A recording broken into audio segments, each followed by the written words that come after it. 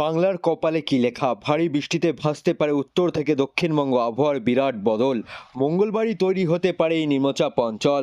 জেলায় জেলায় ঝড় বৃষ্টির শুরু হওয়ার সম্ভাবনা আজ থেকে। নিম্নচাপ যেন একেবারেই পিছু ছাড়ছে না, আবার নতুন করে উত্তর পশ্চিম বঙ্গোপসাগর ওপর আগামীকাল অর্থাৎ মঙ্গলবার ফের একটি নিম্নচাপ অঞ্চল তৈরি হওয়ার সম্ভাবনা রয়েছে। তারই জেরে দক্ষিণবঙ্গের জেলাগুলিতে হাওয়া বদলের সম্ভাবনা আজ থেকেই। আজ ঝড় বৃষ্টির সম্ভাবনা দক্ষিণবঙ্গের জেলায় জেলায়। কেমন থাকবে দক্ষিণ থেকে উত্তরবঙ্গের আবহাওয়া, বিস্তারিত আনতে অবশ্যই ভিডিওটি সম্পূর্ণ দেখবেন।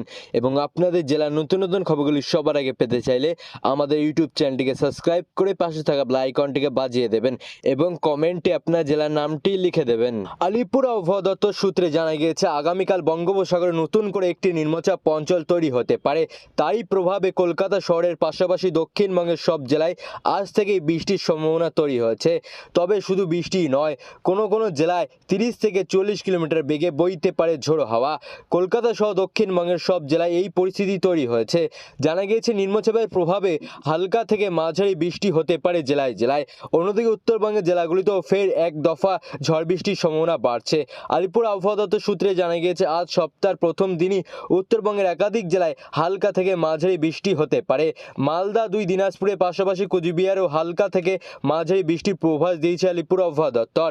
এদিকে চলতি মাসের শেষের দিকেই বাঙালির শ্রেষ্ঠ উৎসব দুর্গাপুজো। তারই আগে ফের এক দফায় নিম্নচাপের জেরে নতুন করে প্রবল বৃষ্টির সম্ভাবনা বেড়ে যাওয়ার ফের দুশ্চিন্তার ভাঁজ পড়েছে পুজোকাত্রীদের কপালে। সেই সঙ্গে ঘোর চিন্তায় রয়েছে প্রতিমা শিল্পীরাও। সোমবার সকাল থেকেই আকাশ মেঘলা। আবহাওয়া অফিস জানিয়েছে, কয়েক ঘন্টা ধরে রাজ্যের বিভিন্ন জেলায় হালকা থেকে মাঝারি বৃষ্টির সম্ভাবনা রয়েছে।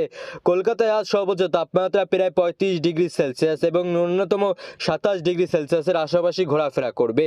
আর্দ্রতা ও গরম মিলিয়ে অস্বস্তি বজিয়ে থাকলেও মাঝে মাঝে বৃষ্টির ঝাপটা গরমে কিছুটা প্রশিত করবে।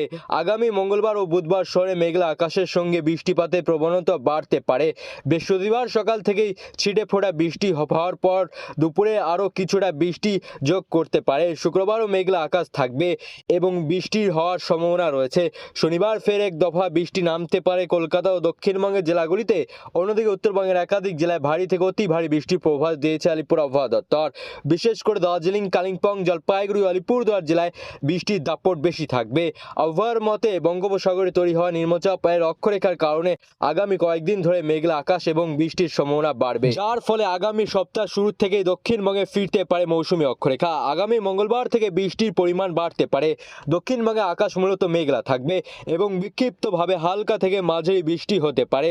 উত্তর ও দক্ষিণ 24 পরগনা, পূর্ব পশ্চিম মেদিনীপুর এবং ঝাড়গ্রামের মতো উপকূলবর্তী জেলাগুলিতে বৃষ্টির পরিমাণ বেশি থাকার সম্ভাবনা রয়েছে। আবহাওয়া অফিসের পূর্বাভাস অনুযায়ী রবিবার ও সোমবার দক্ষিণবঙ্গে বৃষ্টির পরিমাণ কিছুটা কমবে, তবে বাতাসে জলীয় বাষ্পের পরিমাণ বেশি থাকায় অস্বস্তি বাড়বে। হালকা বৃষ্টির সম্ভাবনা থাকলেও তা খুব বেশিরভাগ হবে না। মঙ্গলবার থেকে দক্ষিণবঙ্গে বজ্রবিদ্যুৎ সহ বৃষ্টির পরিমাণ কিছুটা বাড়বে। অন্যদিকে উত্তরবঙ্গে ভারী থেকে অতি ভারী বৃষ্টির পূর্বাভাস দিয়েছে আলিপুর আবহাওয়া দপ্তর। দার্জিলিং, কালিম্পং, আলিপুরদুয়ার, কোচবিহার এবং জলপাইগুড়িতে বিক্ষিপ্তভাবে ভারী বৃষ্টি হতে পারে। বিশেষ করে জলপাইগুড়ি, আলিপুরদুয়ার কিছু অংশে অতি ভারী বৃষ্টির সতর্কতা জারি করেছে আবহাওয়া দপ্তর। তবে সোমবার থেকে উত্তরবঙ্গের জেলাগুলিতে বৃষ্টির পরিমাণ কিছুটা কমবে। আগামী 1 সেপ্টেম্বর থেকে জলপাইগুড়িতে ভারী বৃষ্টিপাতের সম্ভাবনা রয়েছে। 1 থেকে 4 সেপ্টেম্বরের মধ্যে উত্তরবঙ্গের বিভিন্ন জেলায় হালকা থেকে মাঝারি বৃষ্টিপাত হতে পারে। অন্যদিকে দক্ষিণবঙ্গের জন্য 1 আগস্ট দক্ষিণ 24 পরগনা, উত্তর 24 পরগনা, পূর্ব পশ্চিম মেদিনীপুর এবং ঝাড়গ্রামে বজ্রবিদ্যুৎ সহ বৃষ্টির সম্ভাবনা রয়েছে। 1 থেকে 4 সেপ্টেম্বর দক্ষিণবঙ্গের অন্যান্য জেলাগুলিতে মাঝারি বৃষ্টির পূর্বাভাস দিয়েছে আলিপুর আবহাওয়া দপ্তর।